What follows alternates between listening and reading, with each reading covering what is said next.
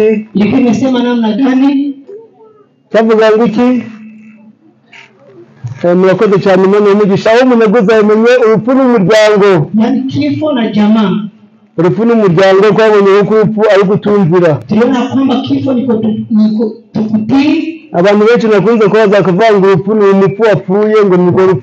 Wengi walikuwa kiwauliza wanasema eti kifo ni mtu mwenye amekufa ndio. Ariko wapfuye ni umupfu naho urupfu rutandukanye n'umupfu. Lakini yule mwenye amekufa kifo iko tofauti na mfu. Ya murakoze cyane ubwo kwabyumvise. Asante sana kwa kuisikiliza. Kandi ubwo kumvise kuko umuntu wapfuye tutazongera kuvuga ngo yitabye Imana. Kwa sababu tumesikia kwamba mtu mwenye amekufa utaongeza sema kwamba amemtika Mungu. Kandi kuko umuntu wapfuye tutazongera kwandika ngo rest in peace. Na tena hatutaandika kwenye mtu mwenye amekufa aseme ubaki ndani ya usalama. Kuko Yesu atanga uburuhukiro ku muntu kiriho ntabwo atanga uburuhukiro ku muntu upfuye. Kwa sababu Mungu anautoa yani pumziko kwa yule mtu mwenye ngali hai si kwa mtu mwenye amekufa. Niyo mpamvu ahamagara abeshe n'abayemerewe hirya no hino. Ndio maana na waita wote wanayochoka wakiwa kando na kando. Akabwira ngo nimuze mu nsango ndaruhuka. Ndipo anawaambia eti njoni mkuje kwangu mwapumzishe. Rero uburuhukiro buzima buri muri Yesu Kristo. Amen. Kwa hivyo pumziko njema inapatikana katika Kristo. Nawe uyu munsi uraruhuka. Vile leo nao utapumzika. Reka dusenge. Acha mbele ya yote tupate kumuomba Mungu. Tabushiriye Mwami Imana uhabwe icyubahiro. Tunakushukuru Mungu kwa sifa. Urera uratunganye izina ryawe rishyizwe hejuru. Wewe mtakatifu jina lako lipewe sifa. Tuzukuri Imana yumva kandi Imana ikora kandi Imana ireba. Tunajua wewe ni Mungu unaosikia unaotenda vile kuona. Ibisaha n'uyu mwanya tugushize mu biganza. Muda huu tunaitoa mikononi mwako. Kuko igihe gize ko hateguye gahunda ikabashojwe uyu munsi. Kama vile tunaanza program lakini itumia siku ya leo. Bakwiginze ngo kirogo Yesu bure. Tunakuomba vizuizi vyote vikome. Maze imigisha Yesu ndi wawe. Ili baraka yote tele kutoka kwako. Usakaze ku bantu n'abashitsi n'abizera basanzwe. Endelee kuwaandikia wageni hapa na washiriki wote. Kwa Yesu duhe kimwuka wera tuyobore. Tutoe pamoja Roho Mtakatifu au mwongozi wetu. Abaje kutumikia no kukumvisha. Tumwangazie na kutafsiri kwetu. Mu izina rya Yesu. Katika jina la Yesu. Amen. Amen.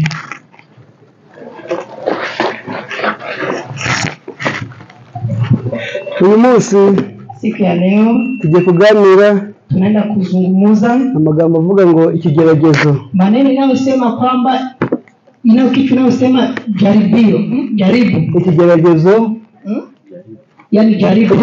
Ikigeragezo mu muryango kuko ni igigisho cy'umuryango. Jaribu ndani ya jamaa kwa sababu ni mafundisho ya jamaa. Akenshi na kenshi mara nyingi ababyeyi turabizi twese nk'ababyeyi, wazazi tunachua kama wazazi. Hari igihe uvuga uti umwana ni ikigeragezo Imana yamuhaye. Kuna wakati tunasema eti mtoto huyu ni jaribio Mungu alinitolea. Hari igihe umugabo avuga ati uyu mugore ni ikigeragezo Imana yamuhaye. Wakati mwanamke anasema huyu bwana ni jaribu kwangu. Hari igihe umugabo avuga ati uyu mugore ni ikigeragezo Imana yamuhaye. Kana Bwana kusema huyu mwanamke ni jaribu Mungu alinitolea. Mu gihe cy'umugore yiko ikigeragezo cyangwa se umugabo akiko ikigeragezo. Ni muda upi mwanamke anaitwa jaribu ama bwana anaitwa jaribu? Cyangwa se ukita umwana ikigeragezo. Na anamuita mtoto wako jaribio. Ariko nyamara Imana yaguhaye umwana muzima ntabwo yaguhaye ikigeragezo. Ili kumkenya kwamba Mungu alikutolea mtoto mzima si jaribio. Kuko Imana yari umuntu atunganye ntabwo Imana yagiye mu ikigeragezo. Kwa sababu Mungu alimfanya mtu akiwa mtakatifu akiumba jaribio. Ahubwo ikigeragezo kiza. Bali jaribu inakuja. Kiza mu bantu. Inakuja ndani ya wanadamu. Ariko kandi ikigeragezo sikiva ku Mana. Lakini jaribu haitoki kwa Mungu. Ahubwo ikigeragezo kiva mu kwibwira cyangwa se mu myikorere yacu. Bali kuna wakati natoka kwa vile tunawaza ama kwa tabia zetu. None ndikira mugenzi wanjye ikigeragezo. Ndipo mimi nakuwa jaribu kwa mwenzangu. Cyangwa se nawe ugahinduka ikigeragezo. Ama nawe mwenyewe unakuwa jaribu kwa mwingine. Ariko ubundi igeragezo ni Satani si umuntu mugenzi wawe. Jaribu watu si mtu bali ni shetani. Ahubwo ndema abantu dufite. Kusema shida wanadamu tunayo. Nuko kwiza ijambo ry'Imana. Ya kwamba tulijifunza neno la Mungu. Tumenya ubugome bwa Satani n'ubwe. Na tukafahamu ubaya wa shetani. Ariko ntituramenya amayero ye. Lakini hatujajua ujanja wake wote. Niyo mpamvu tuvuga tuti uyu muyobozi ni ikigeragezo. Kwa maana inawezekana kusema eti muongozi huyu ni jaribu.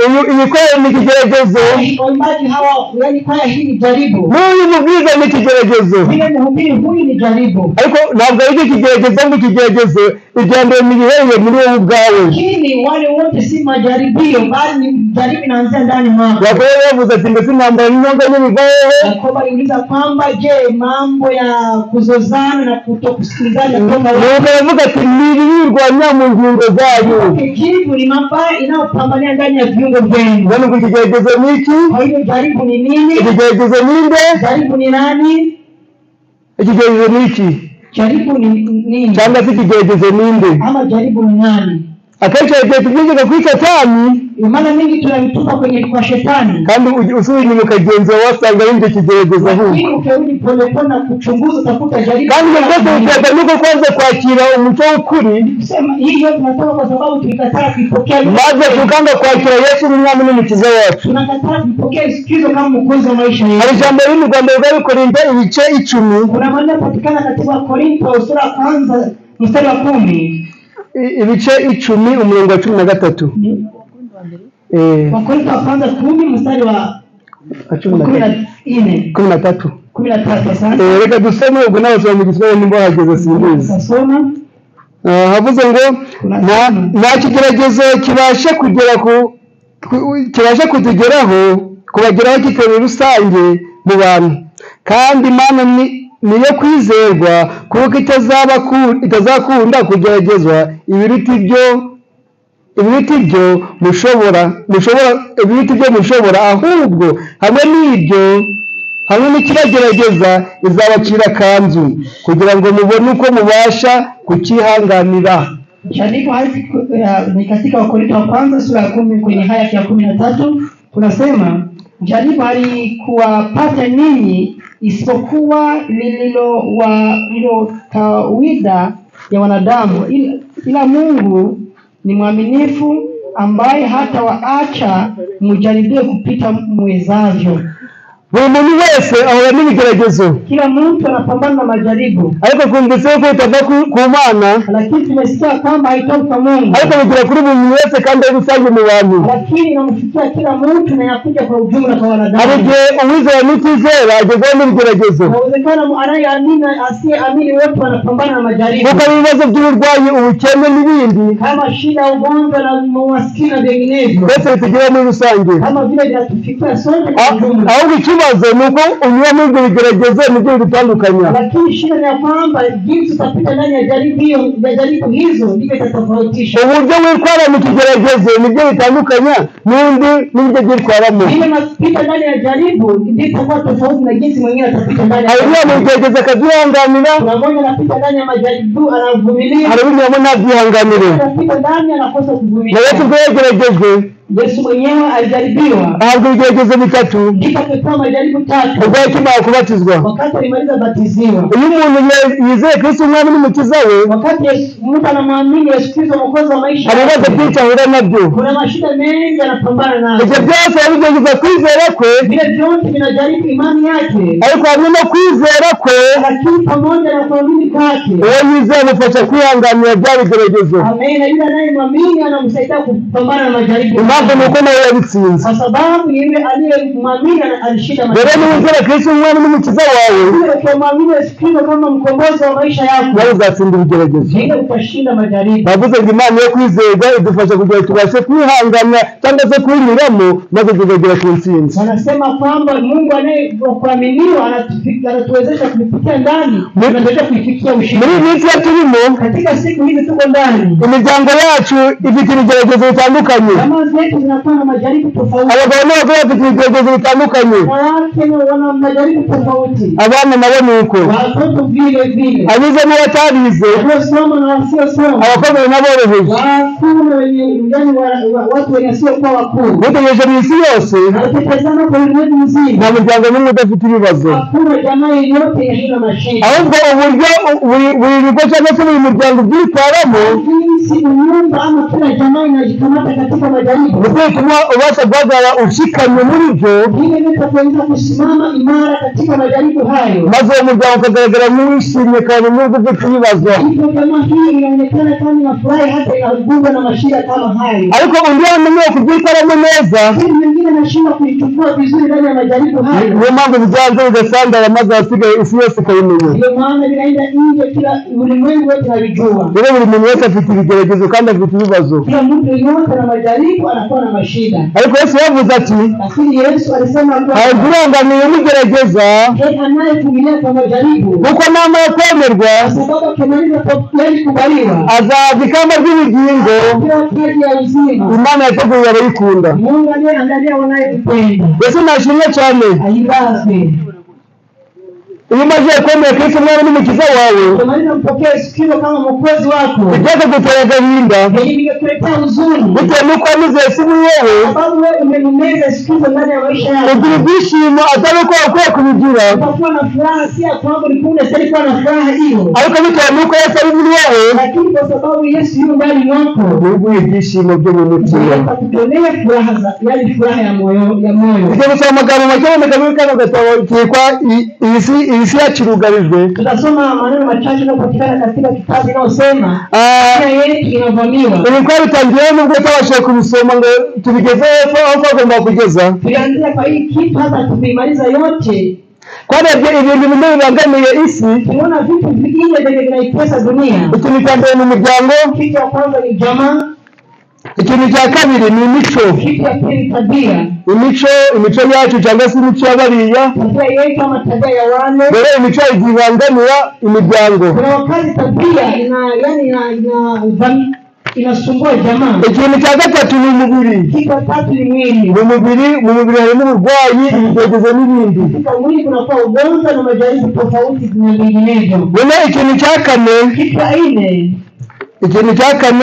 Kitu ya nne ni ukugira gahunda y'amasaha yo kurya ahindagurika. ni kuwa na utaratibu ya masaa ya kuila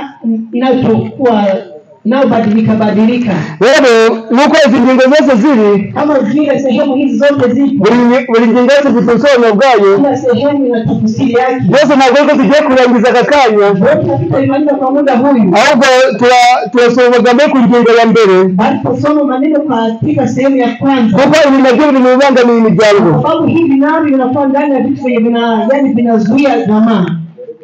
Ni ukuri umuryango wishimye, umuryango wishimye jamaa inayo furaha utera nyirawo ishema, inaletea mwenye jamaa kuwa na furaha, kandi uwo muryango wubahisha Imana, na hiyo jamaa inampendeza Mungu. kandi abarimo bose umugabo n'umugore Watu wote wakiwa ndani Bwana, yaani mwanamke na mwanaume, bagira amahoro n'umunezero. wanakuwa na furaha, Ayo mahoro aturutse ku na Mana. hiyo usalama inatoka kwa Mungu. Iyo umuryango ushaka kuba umukristo, umuryango wa gikristo, Na jamaa ikitamani kuwa jamaa ya Kristo, ugira amahoro kandi nubwo baba bakennye, itakuwa na usalama hata utakuwa maskini, nubwo baba ntacyo kwambara, hata watakuwa hawana vazi, habe ntacyo kurya, hata watakuwa hawana vyakula, habe nta bushobozi bwose, hata watakuwa hawana uwezo yoyote, ariko Yesu arashoboye. lakini Yesu anaweza vyote. Uri mu mitima yabo, Yule anayekuwa ndani ya mioyo zao abasha kubona ko ibintu byose ari ubusa, atuonyesha kwamba vitu vyote ni bure, maze uwo muryango ukanezezwa n'uko ufite Yesu. jamaa itapendezwa na kwamba ina Yesu. Haleluya. Amena. Noneho ikintu cya mbere nk'uko atubwiye hano, Kitu ya kwanza kama vile ametambia hapa, atubwiye ngo urugo rwiza rugizwe n'umuhungu wemeye gusiga iwabo akabana n'umugore we akaramata. nikisema unyumba bora inaundwa na yaani kijana mwenye amua kuacha wazazi wake, anaishi na mpendo wake daima,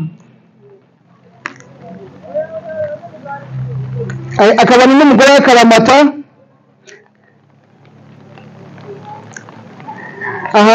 Kandi agasiga ishanga ryabo n'umuco wabo, akifatanya n'umugore we kugira ngo barebe umuryango musha. ndipo akaacha taifa ya kwao na jamaa ya kwao, anajiunga na mwanamke wake ili wajenge unyumba mpya. Noneho ngo abantu bakubaka babiri ngo kandi bifite ibyishimo n'umunezero. Anajenga jamaa ya watu wawili inayoundwa na furaha tele. Ngo kandi bigizwe n'umukobwa wemeye gusiga se na nyina nyigi wabo akaza akubaka umuryango musha n'umugabo we. Vile inaundwa na yule binti mwenye amua kuacha wazazi wao, anakuja kwani kujenga jamaa mpya. hano hatubwiye ngo ibyo bivuga kuko abantu abagomba kwireganyiriza cyangwa se kwita cyangwa se guta imiryango yabo ko ari ibiri. Hapa walitambua kwamba bila haimanisha kwamba wanastahili kuacha jamaa yao, basabwa kubagoboka no kubitaho, bali wanastahili kuwaonelea na kuwasaidia kandi bakabakunda na kuwapenda, ariko bakagira uruziga rwera, lakini wanakuwa na mzunguko takatifu. Ababyeyi n'inshuti batagomba kwivangamo, wazazi na marafiki hali penawezi kulichanga ndani. Aligiye umukobwa n'umusore bamaze gushakana, kuna wakati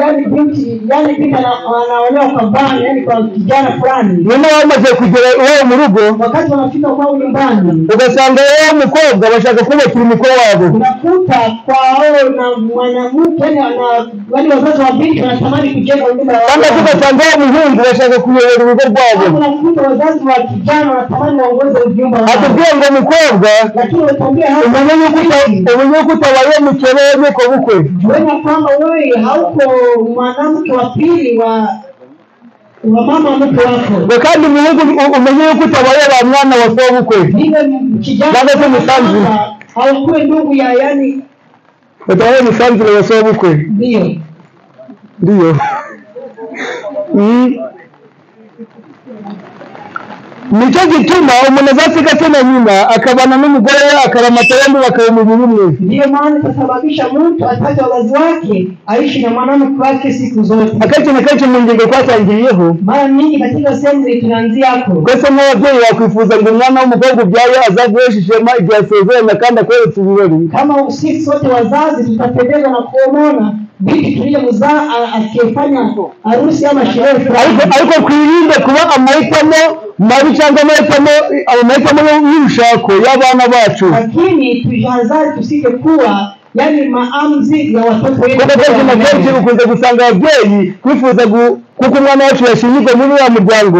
Mimi nakuta wazazi sisi tunatamani mtoto wetu awe katika jamaa fulani, bitewe nuko tuzabona inyungu, kwa sababu tunatamani kupata faida kwenye jamaa hii. Kwa nubwo kwa tuzi kuri umuhungu ari cyomanzi cyangwa se ikirara, hata tunajua huyo bwana kabisa ni mtu mwenye asiyesikiliza, ariko ikingenzi nuko afite amafaranga, lakini utasema ati heri yeye anakuwa na pesa, ariko icyakabaye cyiza, lakini iko heri ama nzuri umwana agombye kwitamo, agomba kubana kuko ari cyo kizamusiimiza kandi kizamunezeza. Sema mtoto aamue kujichagua mwenyewe kwa sababu litamfurahisha.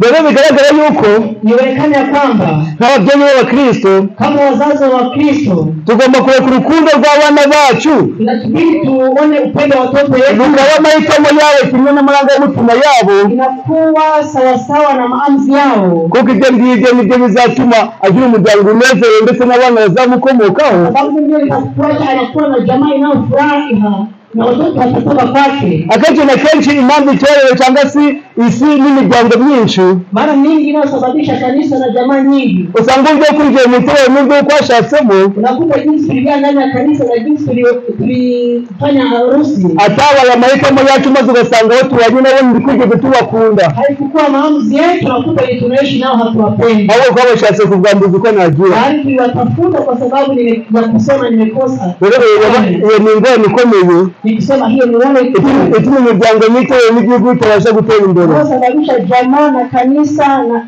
nchi haitasonga mbele. Ibyo nibyo turi kuvuga bireba buri muntu wese, hivyo tunasema hapo tunamwona kila mtu, abo mwizera cyangwa mwizera, ikiwa ni mshiriki ama asiye mshiriki, asiye mshiriki. N'undi wewe mwitangirire, ukianzia katika kitabu cha Mwanzo, umugore yabanje gucumura, ya mwanamke alianza mbele kutenda dhambi, noneho ubwo yacumuye acumuza umugabo, wakati aliasi akisababisha Bwana naye aasi, ariko izo mpamvu zose zageze ku Mana, lakini zile sababu zote zilitoa juu ya Mungu. Ni mpamvu uyu munsi y'umugore ni mu rugo, ndio maana hata siku ya leo wakati mwanamke ameshinda unyumba, agenda kuvuga ati umugabo niwe wabiteye, anaenda kusema eti Bwana ndiye amesababisha, kandi wagenzuye neza na kuchunguza vizuri ugasanga ingorane z'umugore, unakuta shida inakuwa kwa upande wa mwanamke. noneho umugabo ni mu rugo, na wakati Bwana naye ameshinda unyumba, ashira ingorane ku mugore, unakuta natia sababu kwa mwanamke, kandi akenshi na kenshi ariwe wananiwe gukontorora no gucunga urugo rwe, na unakuta mara mingi yeye alishindwa kuongoza unyumba wake. rero hari icyo Uwiteka Imana gushakaho, na kitu Bwana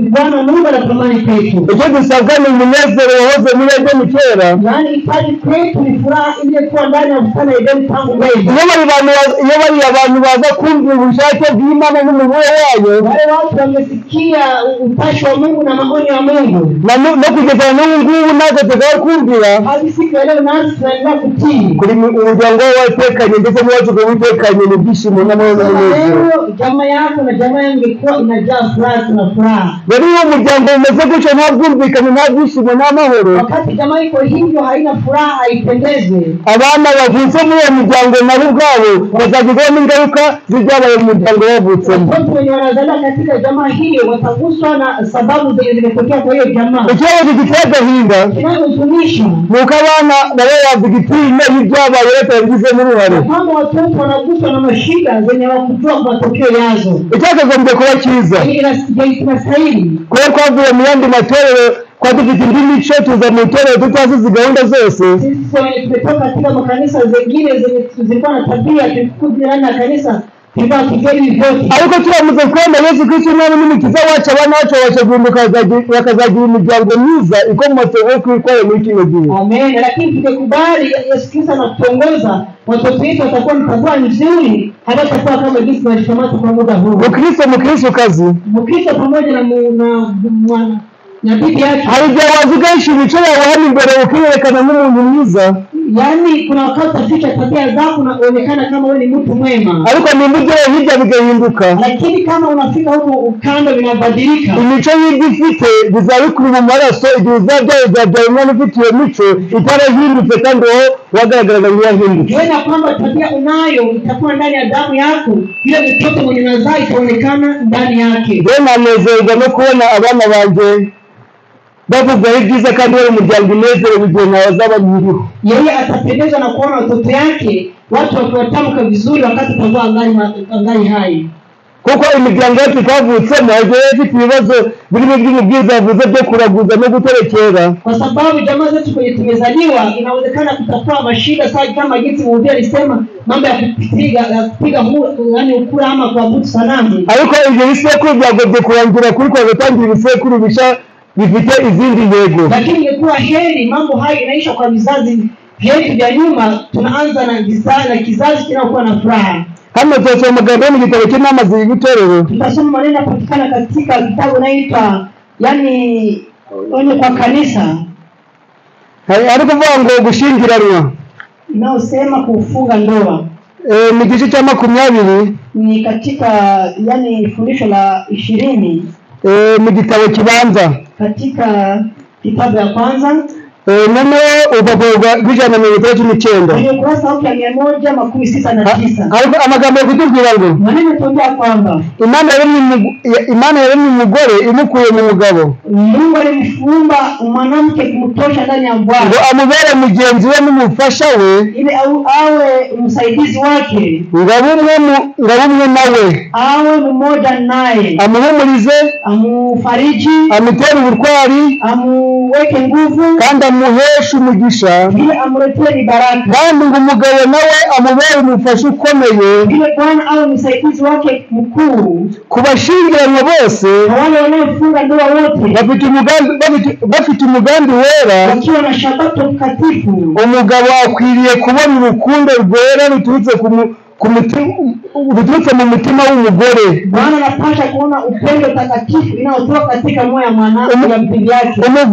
Umugore akwiriye kugusha neza no gukuza ingeso z'umugabo we, Mwanamke atapendezwa na kukomalisha tabia nzuri za bwana wake, no gutuma ziba zishitse vile na kuzieneza, zigasoza umugambi Imana ibafitiye, ndipo zinatimiza shabaha Mungu anakuwa ndani yao. mbese nashimwe cyane. Bisobanuye Imana mu kurema kwayo Vinamaanisha kwamba wakati Mungu aliumba yashatse kugira ngo umwe abe undi mufasha, alitamani mmoja au msaidizi wa mwingine, kandi anamwunganira mu buryo bw'umwuka kugira ngo umuryango ukomeze unezererwe, akiwa anamsaidia kwa njia ya kiroho ili jamaa iendelee kubaki kuwa na furaha. kandi kigeretseho Yaani zaidi ya hayo, abo bose babashe gusoza gahunda y'Imana, wale wote watimize yani programu ya Mungu, ubwo Imana ibashe kubizwa muri bo byabamana. vyote Mungu anatamani kwao endelee kupitia ndani yao. Ariko ikibazo, Lakini swali, mugore uri umugisha ku mugabo wawe, je, mwanamke wewe ni baraka kwa bwana yako? Umufasha mwiza cyangwa umufasha mubi? Je, wewe ni msaidizi mwema ama uko msaidizi mbaya? Akati na kenshi duhagaze dukoresha amagambo ya Bibiliya. Mara mingi tukasimama hapa kulinganishwa na maneno ya Biblia. Dukunze kuvuga cyane na Bibiliya dukunze kuvuga umugore. Tunazoea kusema mara mingi eti mwanamke. Ariko n'abagabo, lakini hata wabwana. Iyo dusomye mu rwa kabiri rw'abami, urwa mbere rw'abami, tukisoma katika Wafalme wa kwanza urwa mbere rw'abami ibice 20:20. Tukisoma katika Wafalme wa kwanza 21 mstari wa kwanza. Tunavuga ku by'umugabo. Kunaongea kuhusu bwana. Ngwari umugabo w'ikigoryi wirwa Nabali. Kulikuwa bwana, yani kulikuwa bwana mpumbavu anaitwa Nabali. Ngo Nabali Daudi amufashe gucunga imikumbi yo mu shamba. Huyu Nabali Daudi alimsaidia kuchunga kondoo zake katika zizi. Ariko ubwo Daudi ubwo yari shamba agiye kuza mufasha Nabali yavuze ati simbizi byo sinabikora sinaguha ku mitungo yanjye. Akaenda msomba usaidizi alimwambia eti sijue siwezi kutolea kwenye mali. Daudi yarahiye kurimbura umuryango wose wa Nabali. Daudi alipia kuangamiza jamaa yote ya Nabali. Ubwo Abigaili umugore wa Nabali yabyumvise. Abigaili mwanamke wa Nabali wakati alisikia habari hii, yakoze ibishoboka byose kugira ngo ahagarike icyo gikorwa. Ndipo alifanya iwezekanavyo vyote asimamishe tendo hilo. Ndetse umugore yabasha gukiza umuryango wawe muri kino gihe. Bibi yako anapaswa kuokoa jamaa yako kwa wakati huu. Rero abagabo b'ibigoryi, kuna wabwana wajinga batazi kwita ku ngo zabo, kandi atubwiye ngo uriya mugabo Nabali yari umukire ukomeye afite ibintu byinshi. Watuambia kwamba Nabali alikuwa mwana tajiri, alikuwa na mali nyingi. Ariko kandi ngo umugabo yari iki? Lakini huyo bwana alikuwa nini?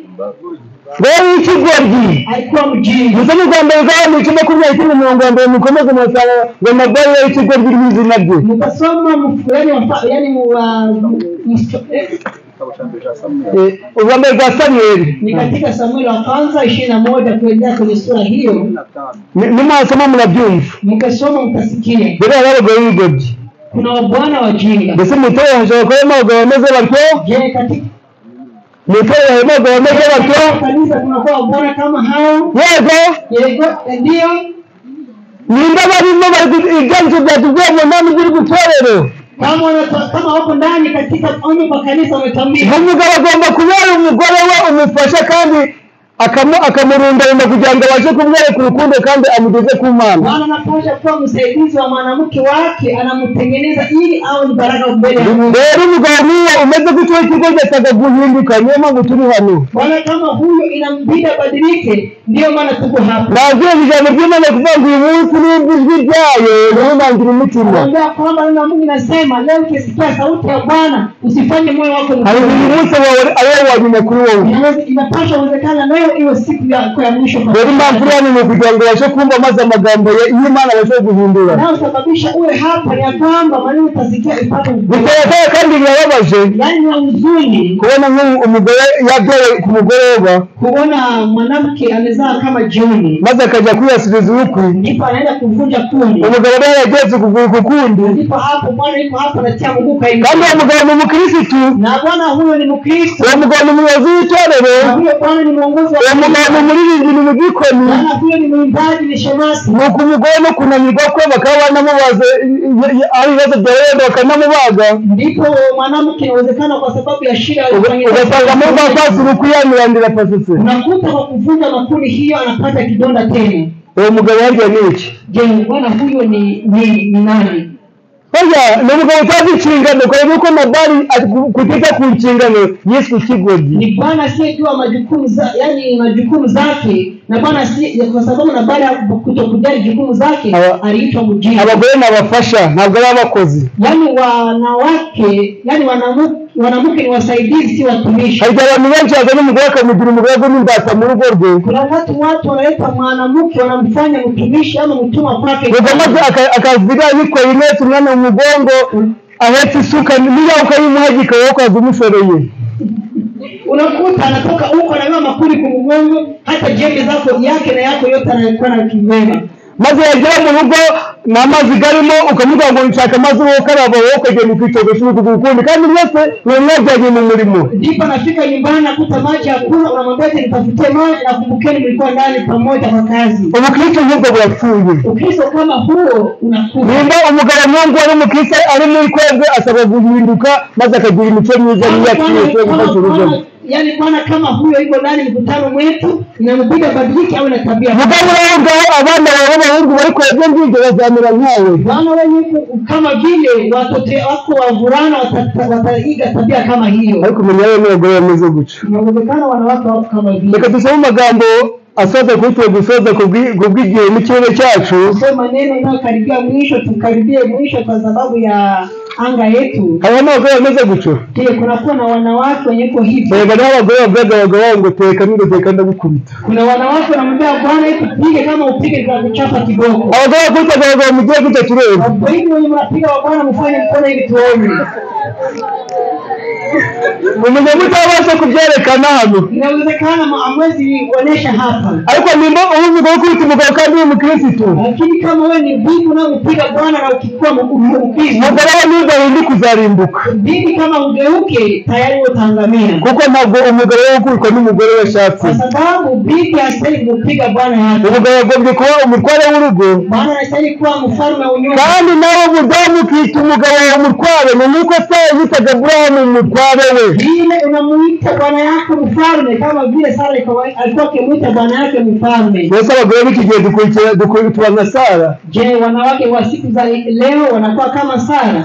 Nimba umugore ugeragezwa, yewe mugore niba ugeragezwa, eti bibi kama wewe wanakujaribu, ntabwo wigeze kugeragezwa ikigeragezo n'icya Sara. haujawahi kujaribiwa kama Sara. Sara yamaze igihe kirekire. Sara alifunga muda mrefu. N'icyo gihe kirekire cyose ntabwo yigeze abyara mu myaka ye yamaze muyizi. Kwa muda mingi alifanya hapa duniani hakupata mtoto. Kugeza cyagirira umugabo w'inama kigenda ushaka igihe cyakiri zawe n'umwana wo kohereza imitungo mu bwasezeranyije. Hata alimwambia mtu mwingine eti endeni mtafute bibi umuoe tupate mtoto wa kumuheriti, yani hazina tunayo. Cyabishakiraga ashaka kugira ngo umuryango wabo uzanakomere kuko Imana yabasezeranyije. Vile alikuwa anatamani jamaa yake ikomae kama vile Mungu aliwapatia. Kabone nubwo yashaka kwirwanirira ubwe, hata jinsi alikuwa anatamani kuzipambania yeye mwenyewe. ariko ntabwo yigeze yahukanishwa n'ibyo bintu. Lakini hakumwacha bwana yake kwa sababu ya vitu hivi. Kandi Abrahamu yakomeje gukunda umugore kabone nubwo yari ingumu. Abrahamu aliendelea kumkiani kupenda mwanamke wake hata ilikuwa hayazaa. Mbese umugore wigeze ukunda umugabo wawe? Je, bibi uliwahi kumpenda bwana wako? Umugabo wigeze ukunda umugore wawe? Je, bwana uliwahi kumpenda bibi? Wigeze kumukunda uko byagenda kose n'ubwo imvura yagwa n'ubwo izuba ryava ntabwo wamuvaho. Kama uliwahi kumpenda hata mvua inyeshe ama jua ivue hawezi kumwacha. Kandi ubwo rukundo rugaragaza ubwo dukunda Kristo. Anapenda hii inaonyesha ile upendo. Nubwo twakira nubwo twakira, tukiwa watajiri ama maskini, tugomba kunamba kuri Kristo uko byagenda kose. Tunapasha kumwandama Kristo iwezekanavyo. Aya magambo mu gitabo cyitwa umugore ku murimo, ni katika maneno ya kuwa katika naitwa mwanamke katika kazi. Tunasoma hano kuri page ya 32. Tutasoma kwenye ukurasa wake wa 31. Hatubwiye ngo abagore batumva. Kuna kitu inayosema wanawake wasiosikia. Tuvuye ku bagabo b'igodi, tumetoka kwenye wabwana wa jinga, noneho tugiye ku bagore batumva. Tunaenda kwenye wabibi wasiosikia. Ariko ibyo dusaba kwese ni guhindura kugira ngo umwe barundi amubere inyunganizi. Lakini inatubidi kwamba sote tugeuke mmoja au msaidizi wa mwingine. Yesu ababwiriza butumwa bakora hirya no hino, yani wahubiri wanaotumika kando na kando, wajya hirya na kure gukiza imitima, wanatembea huko kando mbali kwa kuokoa mioyo, birukana abadayimoni mu nyanja nyinshi, wakifukuza mapepo katika eneo nyingi, wananongeye kwereka imiryango yabo. Lakini nyuma nimeona majamaa zao, ubwo abagore babo bari batitaye ku masengesho y'umuhira, wakati wanawake wao walikuwa hawajali maombi ya nyumbani, igihe abagabo babo bari bagiye ku murimo ngo babasabire, wakati wa bwana wao walikuwa wakienda kwa kazi ili waombee, ngo nabo bihe Imana nao wamujitolee Mungu. Abadayimoni birukanwa n'abagabo babo bagiye mu bagore babo barangaye ku nshingano yabo. Pepo inafukuzwa na bwana wao iliingia katika majamaa, yani iliingia katika neza wadiwa umutangira rya gahunda kwa wabwiye tukianza kwa programu hii aliwaambia ngo umugore n'umugabo bakwiye kwicara imbere mu materaniro bwana na bwana mwana yani bwana na bibi wanapaswa kukaa pamoja mbele katika mugabo muje kumva ubutumwa bwiza umugore mufunga umudara muze kuko n'abandi basize ibyabo bazana maana kama mnatamani kusikia habari njema fungeni kazi zenu mkuje wengine wengine acha vyao kukuja huko ngo mbeke mabwire nisha kazi kukwezi kose ntabwo nzahembwa acha awambie alivunja kazi ya mwezi mzima hata lipwa ariko ndagiye akazi ku munsi gumwe kamuranyira nanga se kama saa ikigomba kamuranyira ko washa kuba yagira hano lakini kuna wakati mwingine anashindwa kuvumilia kwa muda wa saa za jioni uyu mugabo yatungutse afite umuryango n'abana bari mu mashuri huyu bwana kwa bahari panalitoka ana jamaa na watoto katika shule ariko yeye abisiza bazi iminsi yose ari hano lakini aliwacha akikuja siku hizi zote yuko hapa ndio muganga ntabwo kivura abantu pamoja na huyu mganga naye hatunza watu n'abandi mwese muri hano na wengine nyote mko hapa niyo mpamvu mwati wacu utazayitanguza ku mwami ndio maana yani bibi yetu haitakufa bure ndio waje uze wese utagiye gusiga mu rugo kama umekuja wewe wote usikuje acha vitu nyumbani n'umugore wawe mekayizire kuko kumubwira ibintu byose yitayishyira ngo bishobore cyane mwanamke yako akuje kwa sababu kumhubiri hili tunasema hautaweza cyane nabonaga abantu bari kwandika mu makaye no mu bitabo n'ahandi mbele alikuwa akitazama watu wanaandika katika mabuku na nafasi nyingine ariko ndikubona ntabwo ufashe makaramu n'ibitabo simbizi niba byose biri kujya mu mutwe lakini leo anaona hakuna mwenye anakamata bike na kuandika hajue kama vitu vyote mnavishika kichwani ariko kandi muzashakire kuri umuburo by Anastazi Makuza muzabona ku YouTube lakini mtafute katika mtandao inaitwa Anastazi umuburo yani umuburo by Anastazi Makuza yani kwenye kunaandikwa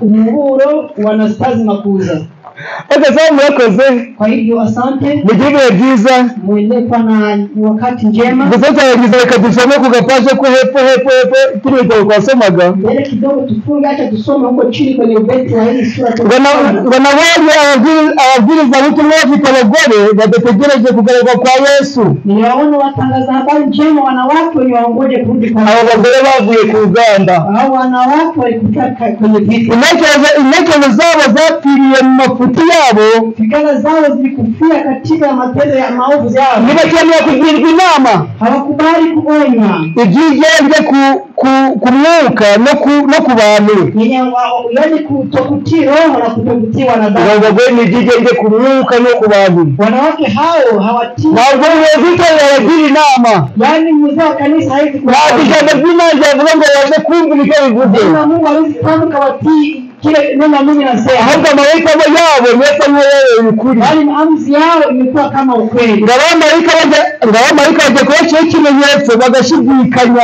wa malaika wanatafuta kuatia karama wanakusita sisi mbega ngo nataka gahinda wana wanaleta huzuni bigeza amba n'abagabo babo hadi nionapo wabwana wao bari biteguye ariko bafite amaganya y'imitima yabo kwa kuigandana lakini wakawa na mambo ya kunyunyudika moyoni mwao bagiraga abagore bari inama yo gukira walikuwa wakionya bwana na watu wao ushauri ya kupona abo bapfuye abo bapfu bakoranaga umugayo wale wafu walikuwa wakitumika wakiani na kasoro bishitiye kujya kwirinda yani waliharibu amri ya kujilinda ngo nubwo abo bagore bari bazi ko bafite abagore hata wale walikuwa wanajua kwamba wako na wabwana ngariki imbere y'ijuru bari abapakazi lakini mbele ya mbingu walikuwa yani wajane ariko na abapakazi na abapagabo walikuwa ni wajane ni wanini na abapakare abagabo na abapakare yani wabwana hao ni watu wenye walipotea nuko abagore babo bapfuye bahagaze sababu wabigi hao walikufa akishimama nabwenga kugira ngo ufuhagaze wapfuye bakaguhamba ngamenya yuko nta data na mama ngira nikisema ili ukufe unasimama yani ukufe wakuzike ajua kwamba hana baba abari n'umugore umeze gutyo akiri yapaka bona asigaye ndumupakare kama ni mwanamke kwa hivyo yeye akufe, yeye abaki hana mwanamke. ariko muri uyu munsi Imana igufitiye umugambi. Lakini siku ya leo Bwana anashaba kwako. Nimbona umugabo amaze guca imipaka n'umugore utumva, Imana igufitiye umugambi uyu munsi. Kama wewe ni bwana kwa hivyo ama bibi mwenye hausikie, Mungu anashaba. Imana yashize kukurinda kugira ngo uyu munsi wumve amagambo ubwo wakize. Mungu anatamani kuchunga usikie maneno haya ni kusema tayari umepona. Uyu munsi Yesu araguhamagara. Siku ya leo Yesu anakuita. Kandi ntuhagire umutima. Usijefanye moyo wako kuwa mgumu. Niyo mpamvu Yesu akigutegera ibiganza. Ndio maana Yesu anatega mikono mbele. Yesu avuga ati duhagaze ku rugi ndakomanga. Yesu anasema eti mtazame na simama mlangoni. Buri wese niyumvise ibyanjye, yote mnatasikia sauti yangu, agakingura urugi, anakubali kufungua mlango, nzinjire dusangire. yaani mtaingia kwake na tuchangie. Kandi unesha wese Yule yote anayeshinda zamuha kwicara ku ntebe ya Data. nitamtolea kukaa kwenye kiti cha Baba. Nuko nagira nesheje, Vile kama mimi nilikuwa mshindi, nicara nawe ku ntebe y'ubwami. nitaikaa pamoja naye katika Imana ikugeneze ugiye kunesha ibyo bigeragezo. Mungu tutengeneze tuwezeshe kushinda majaribu haya. Ugiye kunesha uwo mwana w'iki kigeragezo, ariko Imana aguhaye umwana muzima. Mungu akuwezeshe ukumbuke kwamba Mungu alikutolea mtoto mzima. Ariko mureke kwita ku masengesho no gusabira iyo miryango yacu. Naze tuendelee kujali maombi zetu na kuombea majamaa zetu. Isezerano ry'Imana ko yiteguye kudukiza. Kwamba ahadi ya Mungu ni kwamba Mungu itaye. Imana irebe buri wese uri kumva amagambo. Mungu abariki kila mtu mwenye amesikia maneno haya. Kandi dore kutanangira imitima. Mungu atutolee kutokufanya mioyo zetu migumu. Mu izina rya Yesu. Ni katika jina la Yesu. Amen.